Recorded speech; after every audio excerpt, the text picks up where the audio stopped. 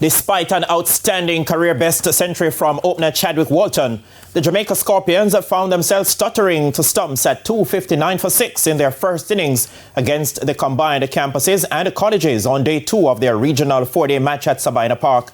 This is in response to 307 made by the visitors. More in this report. Chadwick Walton showed why the selectors gave him the nod to play first-class cricket for the first time in 5 years with a polished career-best performance at Sabina Park on Thursday.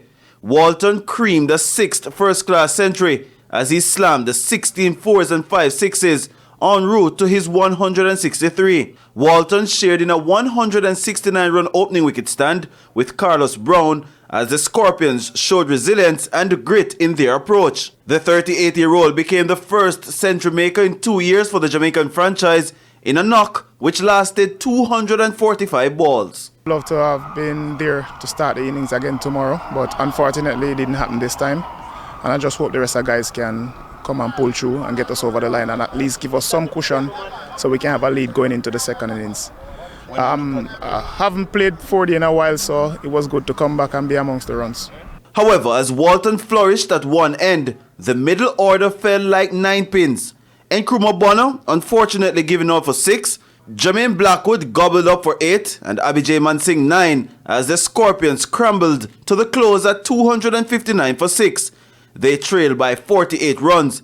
17-year-old Barbadian Zishan Motara, who has Indian heritage, spun a web around the middle order with 4 for 69. Yeah, as I said, when I got my first wicket, I felt really good. But then to get Bonner, Blackwood and Chadwick, it just summed it up for me.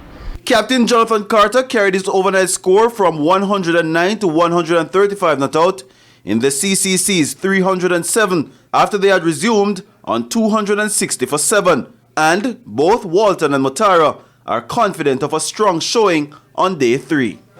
A decent first inning score is as much as I can get. When I say not out the woods as yet, we still are 50-something runs behind, so I would just have loved to have a lead today or tomorrow early going into the 3rd day. Yeah, we definitely are. Our heads didn't drop at all in the innings. We always thought that we were in the game still, so that's good to see. And again, Chadwick just summed it up, really.